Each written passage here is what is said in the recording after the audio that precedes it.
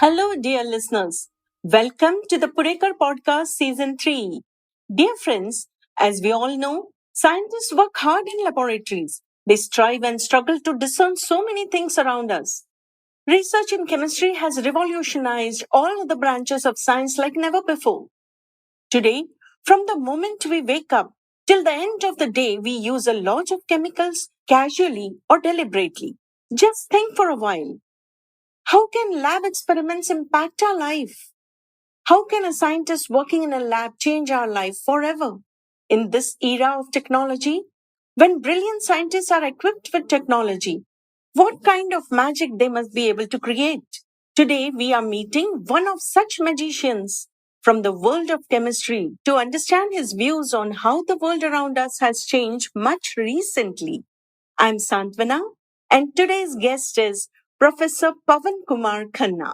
Professor Pawan Kumar Khanna, Controller of Examinations, Defense Institute of Advanced Technology, former Head Department of Applied Chemistry, and ex-Dean DIAT, is listed as top 2% of the world scientists and top 1% of the material scientists.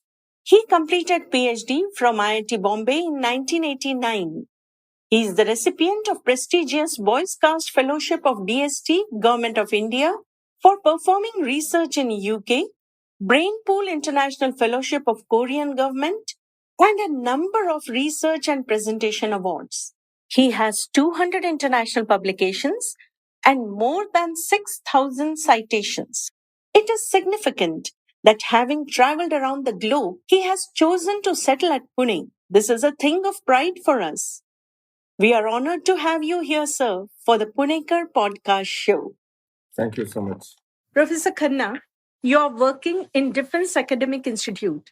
Could you please tell us how different it is to work in an academic institute of defense as compared to other institutes? Well, thank you so much for having me on this your audio show, and it is a pleasure to be in Pune. Since 1995, I live in this town, and working in defense organization is definitely sort of advantageous when I look at the civilian institutes because the defense institutes have many laboratories.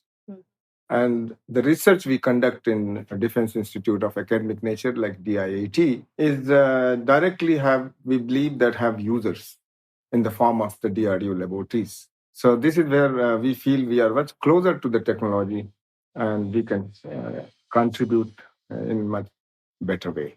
So in civilian organization, if you see normally purely academic organization, you will believe that you have to develop certain users through the connectivity or through some kind of understanding and then approach them to see whether your research is any useful for the society. And here in DRDO, we have the facility that we can check with our laboratories, the user laboratories, and immediately draw a conclusion that yes, it is advantageous. So this is, I believe. So after completing PhD at IIT Bombay, you went to UK for postdoctoral research. Could you please tell us about your experience there? Yeah, going abroad is always a pleasure for most of the Indian people. And after that, particularly doing PhD, we all look forward for developing advanced career and learn more to fit in the global, scientific community. Well, Indian Institute of Technology, Bombay, where I did PhD, was very good, excellently well, because based on that only I could be accepted by the UK university. So that was the first confidence. Yes, you're good. But then how good you are. In practice, when you land up in UK, you find out that yes, similarities are there, but a lot of differences and a lot of new things you can learn, understand, and more freedom of work and more defined work and target-oriented work. So you learn to realize when you are abroad that science is not to be done in the laboratory in the closed wall. It has to go out. That difference was very visible way back in 1989. And I'm sure that now India, most of the time in the last 10 years at least, we are trying the same way. But there is a gap. And that gap perhaps could be filled with time. It depends on how much is academia, industry, entrepreneurship is developed and linked together. But then the difference those days was visible in the UK. So they must have started many more years ago. I think overall it was good learning, and everyone should explore to undertake advanced research in reputed laboratories. Nowadays it's global, so not necessarily that you have to go abroad. You can always do a postdoctoral research in a premier institute in India, so which will bring you similar experience. But it's still to be a global researcher, exposure to foreign countries and universities is really very good and beneficial. Professor Khanna, could you tell us about your international research collaborations and how they will be useful for the progress of our country? Collaboration itself is a very useful strategy. Doing alone things are limited to yourself and to your own interest. But when you collaborate, I think more discussion evolves, more variety evolves, and more purpose evolves. And therefore, collaboration must be done. And everyone, collaboration, not only in research and science, collaboration in any aspect of life is always meaningful and profitable. It's a win-win situation for both parties. Our multiple collaboration means all the parties. So that's the part, foreign collaboration, which I have is, I had collaboration with the University of St. Andrews in Scotland. I have collaboration with the University of Ottawa in Canada. I have collaboration with the Kiel University in Germany, collaboration with Sonderberg University in Sweden, and collaboration in South Korea, where I have been there. So many collaborations we went through. And also I had collaboration with the Belarusian State University. So many international collaboration means more interaction and more, realization that how good is your research thinking. Cross thinking, then evaluation, interaction, and you start believing, rather seeing that you are really doing global research. Because the research and science should not be limited to one country, one institute, or one person. It is for all. So therefore, collaborations are very meaningful. My current collaborations are with under Ministry of Education, which is known as Spark program, a very popular program for academicians at University of Ottawa. I visited, I think, 3 months ago, and I work in DIAT, and DIAT is very supportive to such environment. And Ministry of Education requires that you should have host institute to support you to certain level, so that your collaboration becomes smooth, and because it is not one-to-one collaboration, it is country-to-country collaboration. So obviously, institute to institute has to be first understanding should be built. So DIT sent me to Canada 3 months ago. I think I went there, and that collaboration is based on quantum dots, the very high-end nanotechnology which I have been doing for a long time. Quantum dot is sort of semiconductor nanoparticles which have very special properties when they are in the nano region. Particularly, we talk about 2 to 3 nanometer size. And that size, the optical behavior of those semiconductors is very different. And therefore, one realizes that many photonic applications can come, which are already there in the market now. And my effort is to develop some semiconductor nanoparticle which will produce white light. So the single material-based white lights may be tomorrow's future. And in that direction is this collaboration. So let us believe that this will help eventually the society, the nation. So we came to know that you were recently felicitated at the hands of Honorable Defense Minister. We will be happy to know about it. Yeah, Defense Minister of India, the Raksha Mantri, Honorable Raksha Mantri is our Chancellor. And by virtue of his being the Chancellor of this institute, she makes visits time to time, depending on their work plan. So one such opportunity came last year where he visited the institute to evaluate the institute, to give the direction, to understand what new things we are doing. And when he realized, yes, DIT is well placed and we are 57 an IRF ranked place institute, obviously the curiosity of such leaders and ministers, chancellor evolves that, yes, let us see who has done what. So in that context, Stanford University listing for me came to his mind, and I think our top management briefed him in that direction, that we have a couple of faculty who are listed in that. So obviously, when he was addressing to the gathering, pronounced my name and would like to see the scientists who have made it to that level and listed by Stanford University. So it felt very proud moment for me also. And it encourages us to the best, like, you feel, yes, you have purposefully worked and maybe this should multiply more. So maybe tomorrow more faculty. And actually, let me tell you, Pune is very rich culture of science and technology. So it is not only that I figure in the list, there are about 15 to 20 more scientists from the town, from the city. They have figured in the list. Some of them are in material science, some of them are in biological sciences, some of them are in other engineering and science branches. So it is a pleasure that a city like Pune, which contributes to science heavily, has made it to that level, and due recognition perhaps to many of my colleagues also has come. So I'm very happy that yes, got recognized by Honorable Rakshi Mantri, and that gives added pleasure. Professor Pawan, you have more than 6,000 citations and an outstanding H index of 40. What do you think about the research in India as compared to other countries? Yeah, like I told you, that exposure abroad is very important factor to actually balance and evaluate self-evaluation, that whether you are able to do the research which is global or you are doing research which is local. Time is research. I think ever since I learned the research is global, but then sometime for some reason, for certain regions, it becomes only local and regional and it ends. It doesn't go beyond. So in order to do that, if you have international collaboration, if you have a lot of other factors which contribute to it, you keep multiplying, and this H index and citations are the testimony that your work has been liked by people, that research you have carried out in a given organization.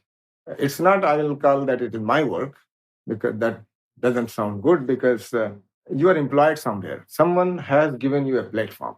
That someone is, for me, has been Government of India, so I owe Government of India in that sense. All the fellowships they give, all the money they spend on their employee and the researcher in many institutes in the country. So this is a testimony that you have contributed to level where the global recognition has come to you as well as to the institute. Okay, the address is of the institute all the time. Obviously, H index of 40 plus and 6,000, 7,000 citation satisfies me as an individual, because you believe that you have contributed equivalent to global level, and many people follow your work and then they try to multiply their own thought process. It helps the people to refer to someone work and then start cross thinking rather than doing this repeat work.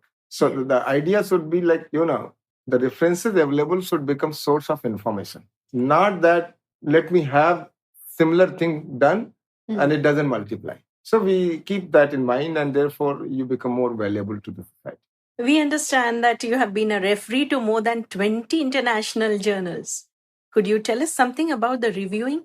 Yeah, this is something which naturally comes to most scientists, because when you have global presence and you have made the contribution to the level which is appreciated and valued at international level, publishing houses like Royal Society, Chemistry, UK, American Chemical Society, and Springers, Elsevier's, all those, Nature, these publishing houses, they value the peer review process. They do not, accept someone articles just like that. So that is a practice for ever since we learned research. And who will evaluate? It is someone who is having that kind of level to understand what new research is likely to come in publication. So obviously, the approach, they may have their own list and methods how they find out. So they approach various scientists and whosoever will accept the challenge to review, because reviewing is also not easy.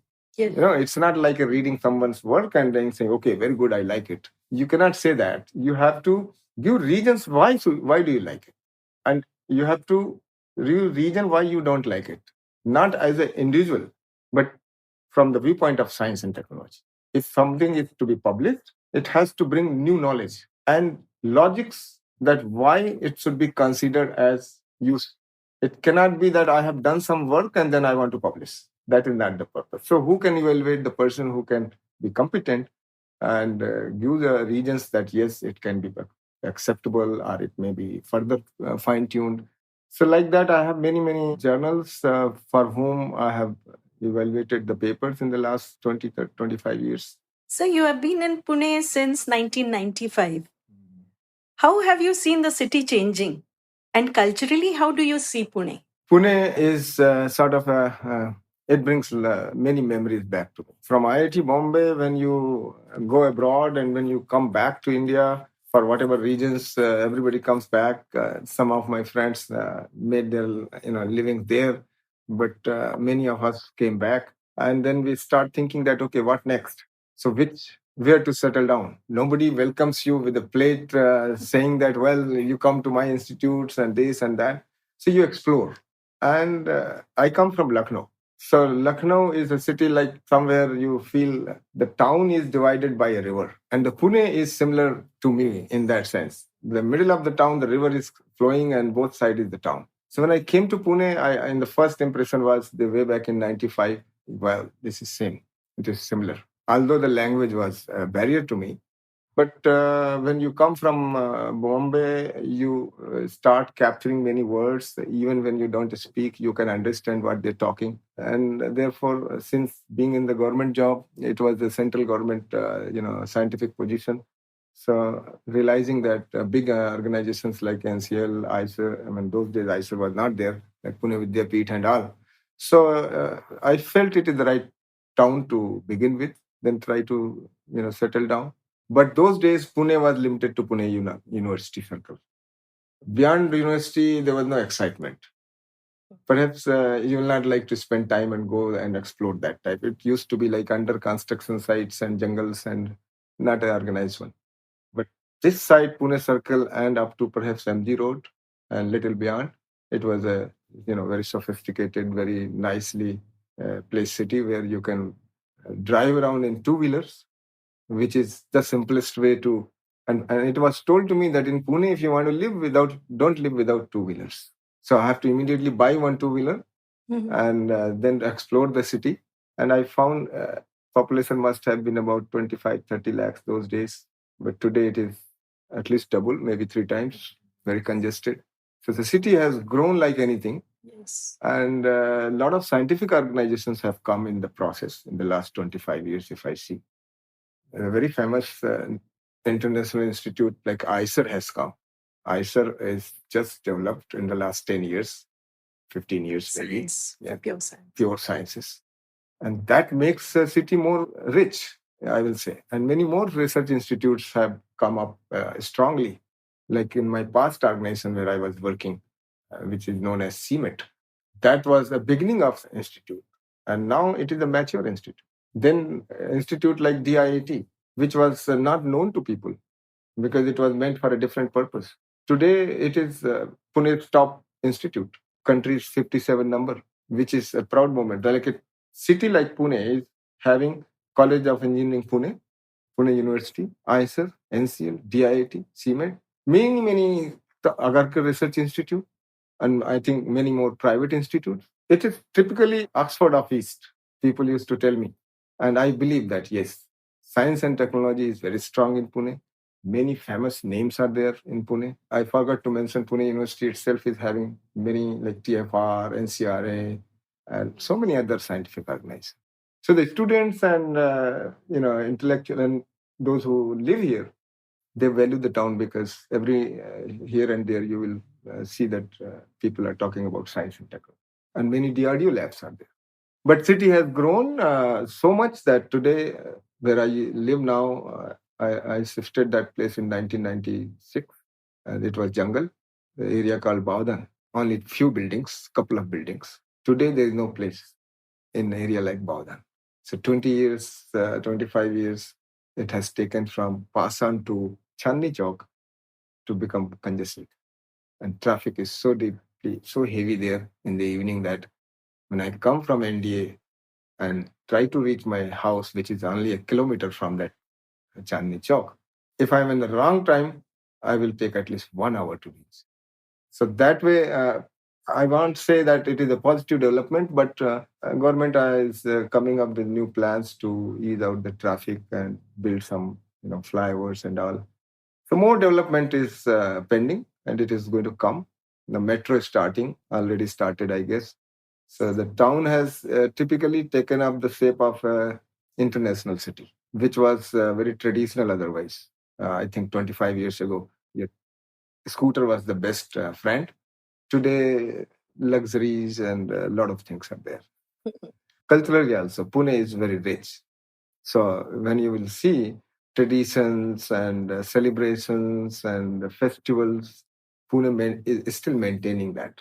Many places, festival have become diluted version, but here when we see every festival is celebrated with a lot of joy and dedication and a lot of tradition. So we learned a lot of things. We were not from Pune, but I think every day we learned. So this also becomes very important that when you are living in a town which has a certain culture, try to adopt to that culture and be part of it. So Pune gives that flexibility, and you instantly feel that yes, this is a town where you're comfortable. And I think all that which I speculated in '95 before coming, or at the time of coming, today I feel yes, I made the right choice to be in. You have guided more than 70 graduate, undergraduate, and PhD students, and several young postdoctoral fellows in your institute. What prospects do you see for the progress of research in Pune? I said that Pune is scientifically very rich. So there is no doubt that anybody who will come to Pune and undertake the research and development program or education, they're likely to be blessed by the top faculties, top scientists in the country.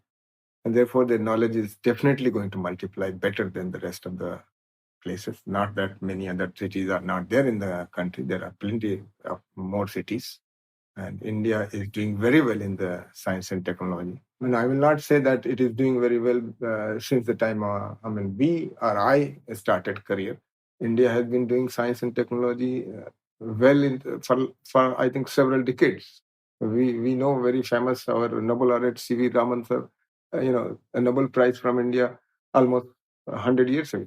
So India's science and technology was rich. It was a matter of how to manage, perhaps.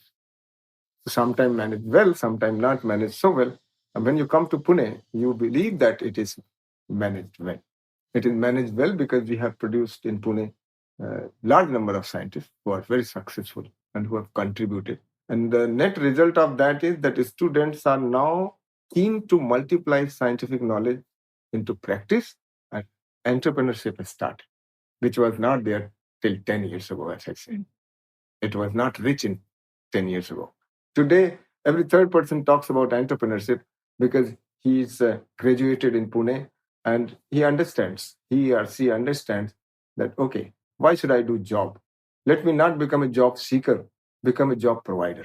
With that philosophy, and person like me has contributed in that direction because in both the organization I worked, I was given the chance to develop incubation center.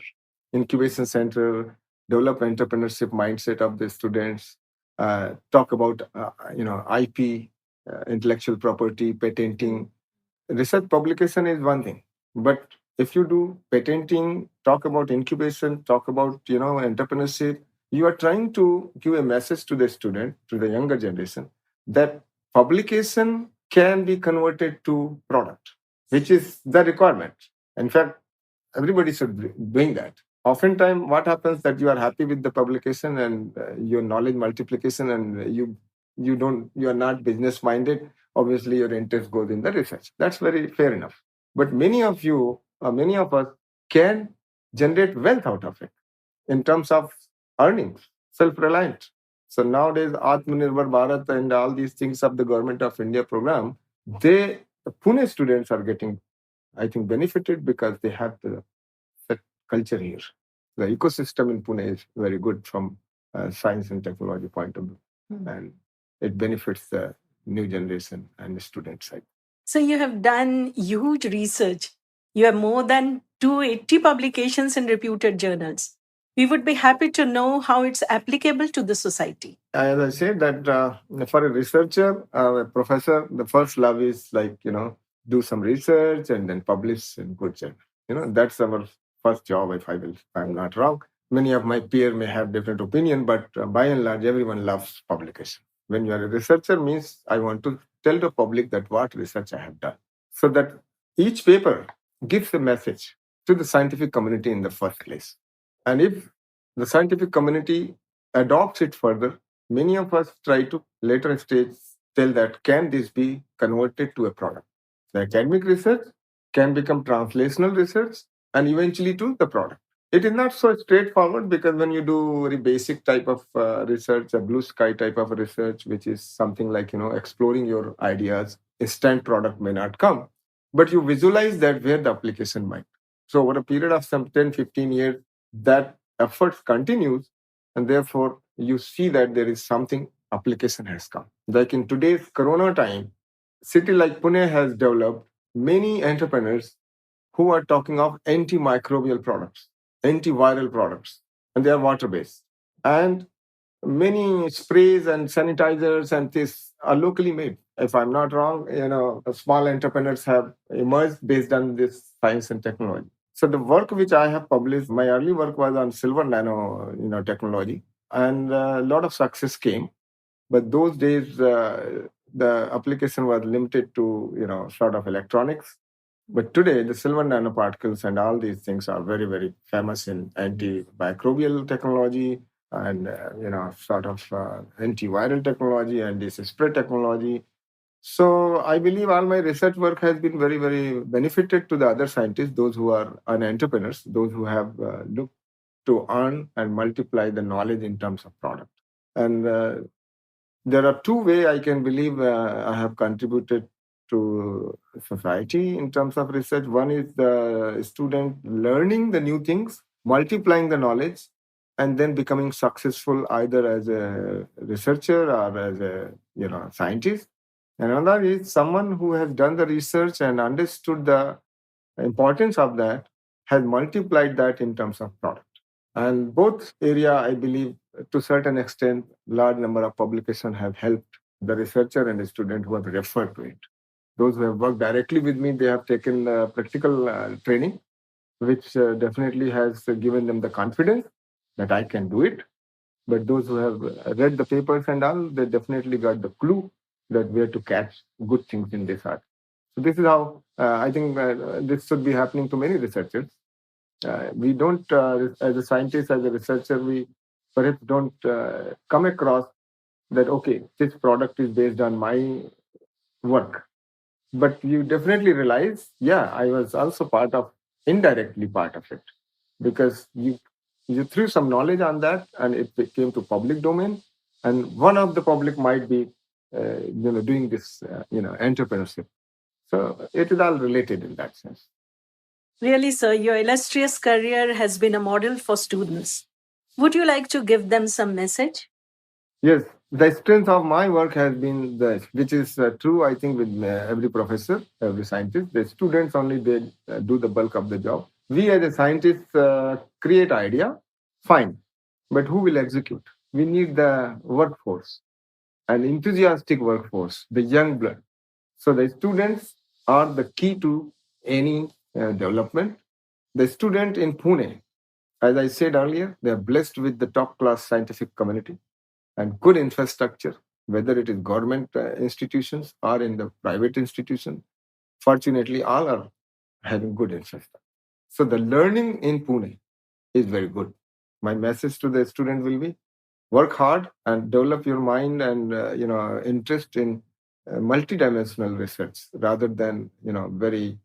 It is very good to say you be focused, but I will say focused on multidimensional research. Focus word to be differently taken now. It's not that focus in unidimension.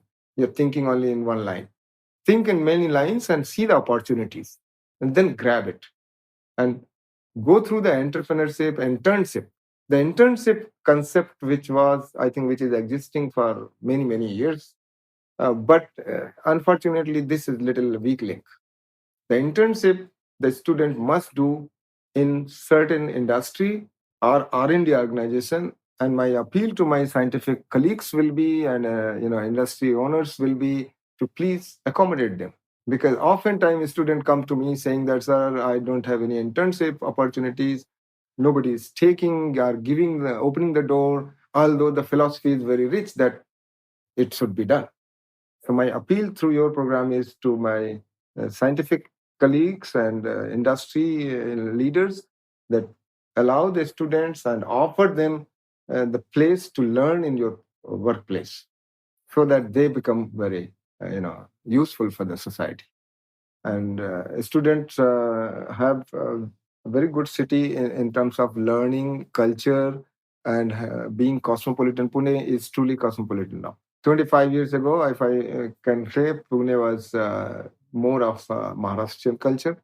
Today, Pune is truly cosmopolitan, and if the students are taking education in this city, it's like international education. So they should explore Pune more. Thank you, sir.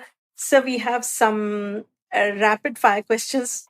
What if you have to choose one of these, research or teaching? I'll choose research. PowerPoint presentations or Blackboard? I will say both. Online learning or offline learning? Offline is always better, but in today's time, in change global scenario, online is definitely required. Science fiction or comedy? I will go with science fiction. Your hobby, I suppose, is cricket. I was a very good cricket player. I was a good cricket player, and I played club level cricket in India and in England as well. It was, of course, minor club level. It was not a very big professional level. Really? And I still play cricket. Oh, really? Who is your favorite? Rank these according to your choice. Sachin, Virat, Dhoni. I will go with Sachin Tendulkar because he showed that, I followed his cricket, obviously. In fact, very fond memories I have when he made his early days career. I think I was in England and there was a cricket game in Glamorgan County, and that was in my town. So I went there and saw the local county game. So where in Pune would you like to go on a Sunday? That's a difficult question, but normally we avoid going to the town inside, even in Sunday or weekdays, because it has become very crowded. Mm-hmm. So, oftentimes we go towards outside, on side is something which is closer to my area.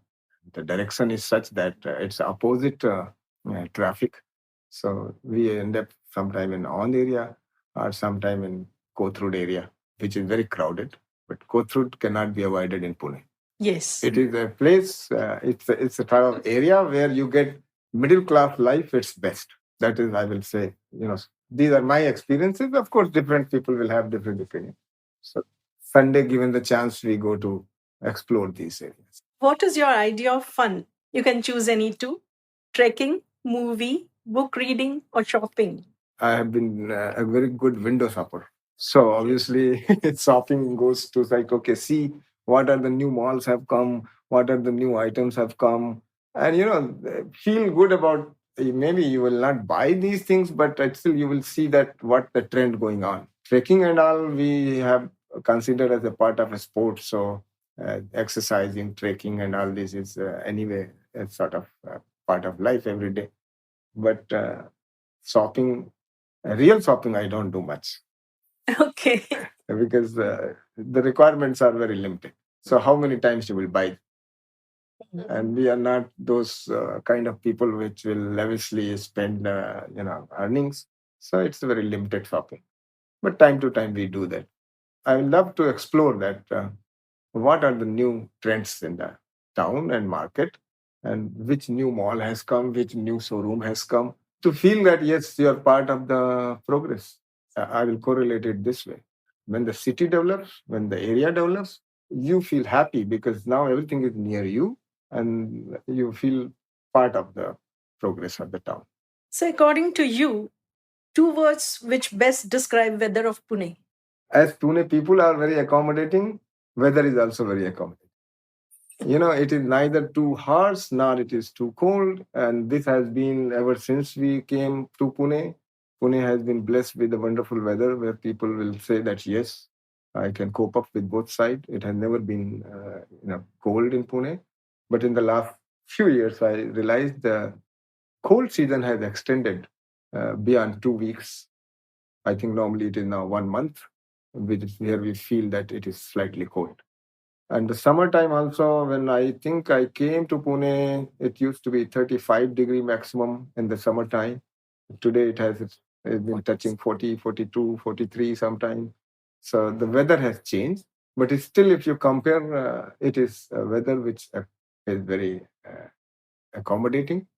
And pollution, of course, is something which has to be, all of us should worry. I don't know what way government can help us. Only citizen can help us. Like in Baudan, we have very good scheme. Like in many pockets of the town, this has happened, that greening the town, reducing pollution, and people, do cycling and walking and all that. Citizen of the town should take the responsibility to reduce pollution.